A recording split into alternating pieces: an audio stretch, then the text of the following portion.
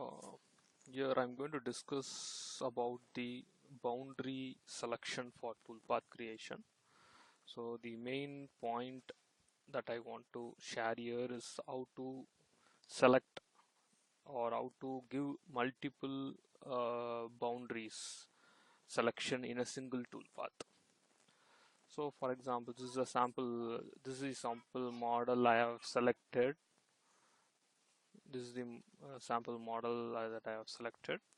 So here generally what we do is, if I need a toolpath down here, I select here, go to boundaries. I have different options of creating the boundaries. So here in this example I just simply create a model boundary, a model surface edge boundary using the model option in user defined boundary. I accept it. Just general go to toolpaths, and I'm just creating a finishing toolpath. So just I select some toolpath options, and I give my all the parameters that is required, and in the limit section automatically the default boundary, that is the activated boundary, has been selected. So the rest all things just fill it as per your requirements, and then I say calculate.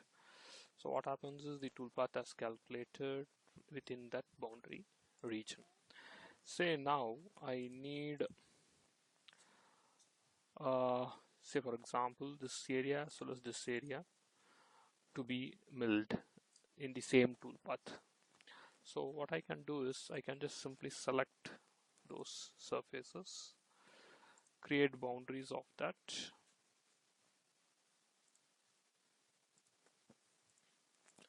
and in this case I just make a copy of the existing boundary, and I just do select.